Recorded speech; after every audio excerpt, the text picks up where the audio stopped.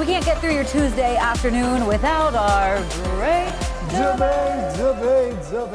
debate. And this one's kind of thematic with how we started off the show, where we were talking about road trips and we were talking about, does driving with your partner drive you crazy, or are you a big fan? And maybe you guys are different planners when it comes to, getting a trip together.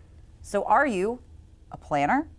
Or are you a little bit more spontaneous? Which is better? Are we talking specifically in relation to vacations here, or are we talking about life in general? Because it's a slightly different answer for me based on I guess it's a little bit life in general. It says, is it better to plan everything or be spontaneous? And I think that's a little too broad.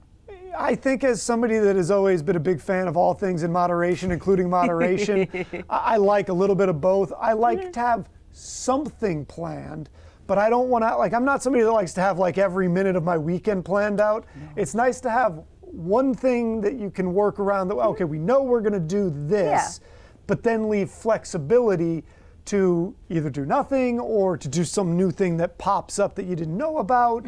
I like kind of the middle ground there. I like a little bit of planning, leaving room for spontaneity. I think I definitely lean more towards the spontaneous for myself. I think having the ability to plan is important because some things just call for a plan. But especially when it comes to trips or adventures, I think the perfect combination is someone who plans and someone who doesn't. Yeah, it's funny because it's not my wife that I'm talking about here. It's my best friend, Billy.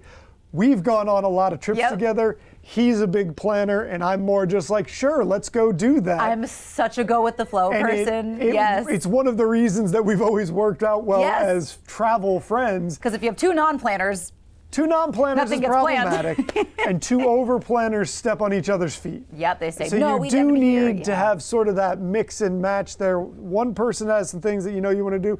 Now, the spontaneous person can have hey, I would like to hit this one thing I'd like to do. But lets the rest of it go to the other person. Yeah, and I think those have been some of my favorite trips, or meeting up with people who, if they have a little bit more of an itinerary and they're I want to hit this, this, and this, and then it becomes my job to make that happen, where I'm we will do whatever it takes to get you to enjoy your trip, and then I enjoy it in the process. So I think it's definitely, when it comes to adventures, I tend to be a little more adventurous, but I think for sort of your day-to-day, I do like to have some semblance of a plan to know exactly how I'm going to get through the day. I'm not a spreadsheet vacationer. I don't want my whole thing planned. I want one or two things to build around, and the rest, you take it as it comes. I'm with you on that. We always turn the conversation over to you with our great debate over on Facebook. Steve says, some things you have to plan, the rest you can wing it. Denise says, plan, and I planned to say that. You go, Denise. And then Donald says, start out with a plan, but be ready to change. Sometimes it can be invigorating. So it seems like we're getting a lot from all three sides there, the left, right, middle, whatever.